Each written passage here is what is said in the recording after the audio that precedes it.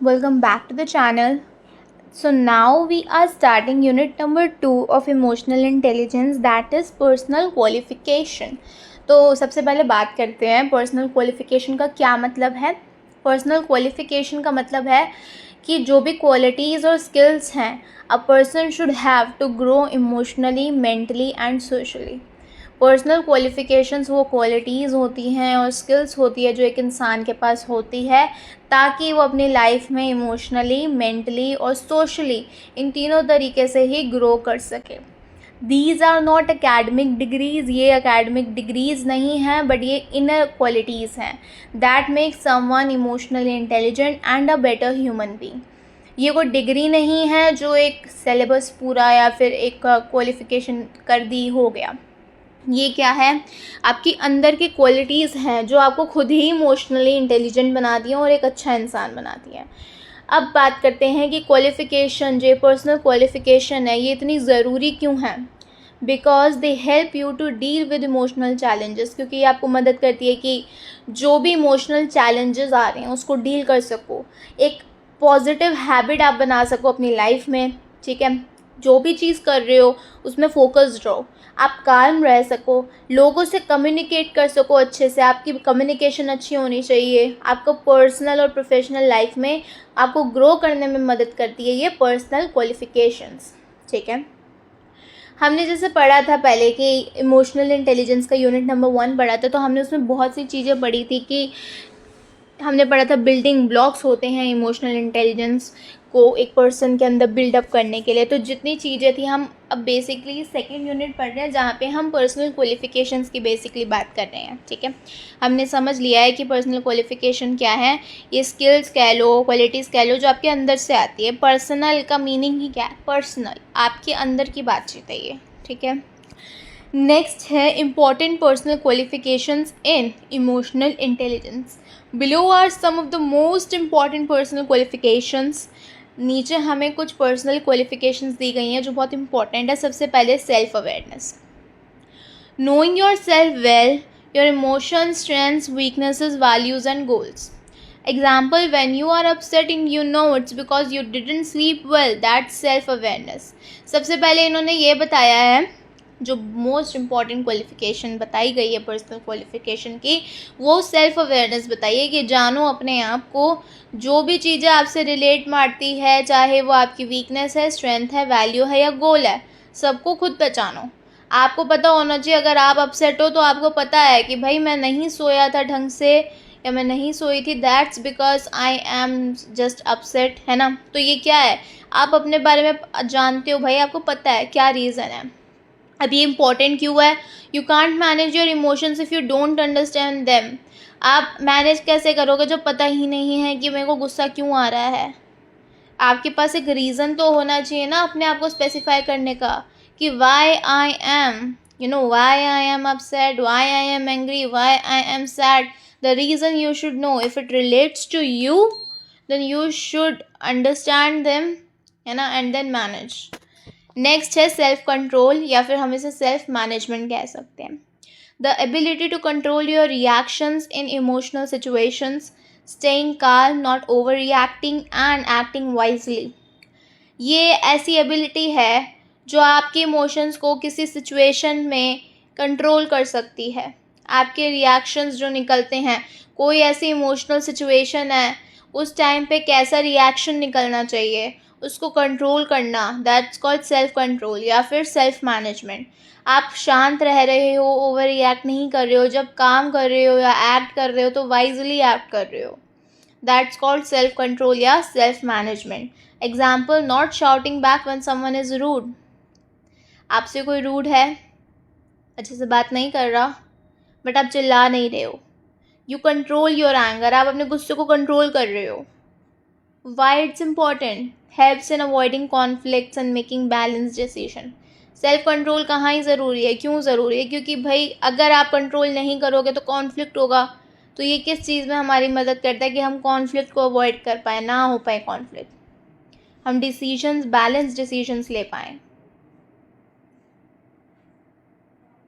Third है adaptability या फिर flexibility, being open to change and new situations. Example, if your plan fails you don't panic, you change your plan and try again. आप flexible हो या adaptable हो, मतलब आप चेंज को, या अगर अचानक से कोई चेंज है आप उसके लिए ओपन हो यार, आप चेंज को अडेप्ट कर लेते हो। इफ़ कोई चीज़ प्लान्ड नहीं गई, it's okay, just change your way, आप वैसे हो। आप नई सिचुएशंस के लिए भी ओपन रहते हो, चेंज के लिए ओपन रहते हो। आपका कोई प्लान था, फेल कर गया, पैनिक नहीं हुए, बट आपने क्या करा, अपने प्लान को चेंज करा, फिर से ट्राई करा।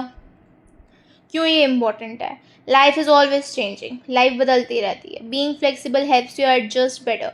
अगर आप फ्लेक्सिबल होगे तो ये आप ही की हेल्प करेगा कि आप हर जगह पे एडजस्ट कर लोगे।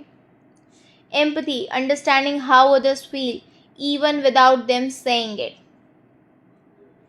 मतलब आप ये अंडरस्टैंड कर रहे हो कि लोग कैसा फील कर रहे हैं बिना उनके कहे। Being able to imagine yourself in their place, आप ये कर पा रहे हो कि उनकी जगह पे अपने आप को रख के समझ पा रहे हो कि वो किस सिचुएशन से गो थ्रू कर रहे हैं, अभी उन पे क्या कैसा वो फील कर रहे हैं। Example, if your friend is silent and sad and you sit with them and listen, that's empathy. अगर आपका फ्रेंड शांत है, दुखी है, आप उसके साथ बैठे हो, सुन रहे हो उसकी बात, वही तो एम्पैथी है। क्यों इम्पॉर्टेंट है?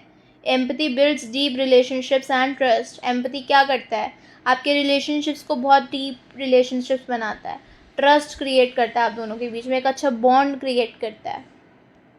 देन आता है self motivation, pushing yourself to do something because you want to, not because someone forced you. आप अपने आप को पुश कर रहे हो अपनी लाइफ में, वाई? बिकॉज आपको वो काम करना है, इसलिए नहीं कि कोई आपको करने को कह रहा है, ये आपका मोटिवेशन है। Example, studying hard even when no one is watching. आप कमरे में बैठे हो, आप पढ़ाई अच्छे से कर रहे हो, बहुत हार्ड वर्क से पढ़ाई कर रहे हो, फिर जबकि आपको कोई देख भी नहीं रहा, तो ये आप खुद के लिए कर रहे हो। Y it's important? Helps you stay focused on long term goals. तो लंबे समय के गोल सेट किए होते हैं, उसके लिए फोकस्ड रहने में मदद करता है। आप भटको ना अपने गोल से, आपने सोचा मुझे ये करना है, उसके लिए मेहनत लगेगी, तो आप वो मेहनत करते रहो। नेक्स्ट है commitment, staying true to your responsibilities. अपनी रिस्पॉन्सिबिलिटीज़ के लिए सच्चे रहो, keeping promises and doing your best in what you start. अपने प्रोमिसेस को रखो, ठीक है, उसे कलेक्ट करके रखो और अच्छा करो। जो भी चीज़ आप स्टार्ट कर रहे हो उसको अच्छा करो। Example, completing a group project sincerely even if you have other work। आप एक ग्रुप प्रोजेक्ट है, उसको पूरे अच्छे तरीके से मन लगा के कंप्लीट कर रहे हो, जबकि आपको पता है आपके पास दूसरा वर्क भी पड़ा है, स्टिल आप उस ग्रुप प्रोजेक्ट को सिंसियरली कंप्लीट कर रहे हो। Y it's important? Commitment earns respect and build success. Commitment ऐसी चीज़ है जो आपको रिस्पेक्ट दिलवाती है, क्योंकि आप अपने काम के लिए कमिटेड हो, आप सक्सेस बनाते हो अपने लिए लाइफ में। Integrity, next, being honest and having strong moral values. आप ऑनेस्ट हो, ठीक है, आपकी मोरल वैल्यूज़ के लिए आपके पास अच्छी स्ट्रॉन्ग वैल्यूज़ है। Doing the right thing even when no one is watching. चाहे आपको कोई देख ना रहा हो, स्टिल आप काम बिल्कुल सही कर रहे हो। Example, not cheating in an exam even if it's easy. चाहे ही चीटिंग करना बड़ा इजी हो, नहीं टीचर देख पाएगा यार, सिंपल तो है, स्टिल आप चीटिंग नहीं कर रहे हो, that's called integrity. Why it's important? Builds trust and self respect. ये ट्रस्ट बिल्ड करता है, एक सेल्फ रिस्पेक्ट जनरेट करता है, अपनी खुद के लिए respect. Confidence, believing in your ability, speaking और acting without fear but also without arrogance. Confidence क्या है? इसका मतलब है कि आपको अपने काम पे बहुत ज़्यादा ट्रस्ट है, बिलीव है कि आप कर सकते हो। आप बोल रहे हो, एक्ट कर रहे हो बिना फियर, बिना डर के। बट इसका मतलब ये नहीं कि आप एरोगेंस के साथ यूज़ कर रहे हो, नहीं, बिना एरोगेंस के। Example, giving a presentation even if you feel nervous. आप नर्वस फील कर रहे हो, स्टिल आप लोगों के सामने क्या कर रहे हो? प्रेजेंट कर रहे हो अपना topic, you are giving presentation. Why it's important? Confidence helps you grow and take up challenges. Confidence आपकी मदद करता है कि आप ग्रो कर सको, चैलेंजेस को ले सको। समरी में बात करते हैं, सो पर्सनल क्वालिफिकेशन हमने समझा। सेकेंड यूनिट में सिर्फ पर्सनल क्वालिफिकेशन की बात करी गई कि पर्सनल क्वालिफिकेशन होता क्या है, पर्सनल क्वालिफिकेशन का मतलब क्या है, क्यों ये इम्पोर्टेंट है ना। सो देखो, personal qualification means self awareness, इसका मतलब क्या है, अपने इमोशंस को पहचानो। क्यों ज़रूरी है, इमोशनल कंट्रोल को मदद करता है हेल्प करने में। सेल्फ कंट्रोल, सेल्फ कंट्रोल क्या है, अपने रिएक्शंस को मैनेज करो, स्ट्रेस को रिड्यूस करो, कॉन्फ्लिक्ट को रिड्यूस करने में ये मदद करता है। अडेप्टेबिलिटी, मतलब कि आप चेंज में एडजस्ट हो रहे हो। हेल्प कैसे करता है ये, क्यों इम्पोर्टेंट है, ये आपको स्टेबल रहने में मदद करता है। एम्पथी, दूसरों को समझो, रिलेशनशिप्स बनवाता है। सेल्फ मोटिवेशन, आपकी इनर ड्राइव है काम करने की, परफॉर्मेंस इम्प्रूव करता है। कमिटमेंट, टास्क के लिए डेडिकेशन है, ट्रस्ट बिल्ड करता है। इंटेग्रिटी, ऑनेस्टी एंड वैल्यूज़ है, कैरेक्टर बिल्ड करता है। कॉन्फिडेंस, बिलीव इन सेल्फ, क्या करता है, सक्सेस पे लेके जाता है। तो हमने यहाँ पे बात करी कि देखिए पर्सनल क्वालिफिकेशन क्या होता है, क्वालिटीज़ है, स्किल्स है, ये सब है जो भाई अंदर से आता है ना। क्यों इम्पोर्टेंट है, बहुत सी लाइफ में चैलेंजेस हैं, हैबिट्स हैं, फोकस है, कम्युनिकेशन है, अपनी खुद की ग्रोथ है ना। अब यहाँ बताया गया कौन कौन सी इंपॉर्टेंट क्वालिफिकेशंस है जिससे पर्सनल क्वालिफिकेशन बनती है इमोशनल इंटेलिजेंस में। तो ये सब ना जो हमने पढ़े ये पर्सनल क्वालिफिकेशन के ही ना पॉइंट्स है, मोस्ट इंपॉर्टेंट पर्सनल क्वालिफिकेशंस है। क्या आप ये सब करो इसका मतलब आप पर्सनल क्वालिफिकेशन में जा रहे हो। सो पर्सनल की जब बात आती है ना तो हमारा चीज़ सब आएगी ना सेल्फ से रिलेटेड आएगी, जहाँ पे आ जाएगा पर्सनल दैट सेल्फ के बारे में सब पता होना चाहिए, दैट्स इट। सो यही था इस यूनिट में।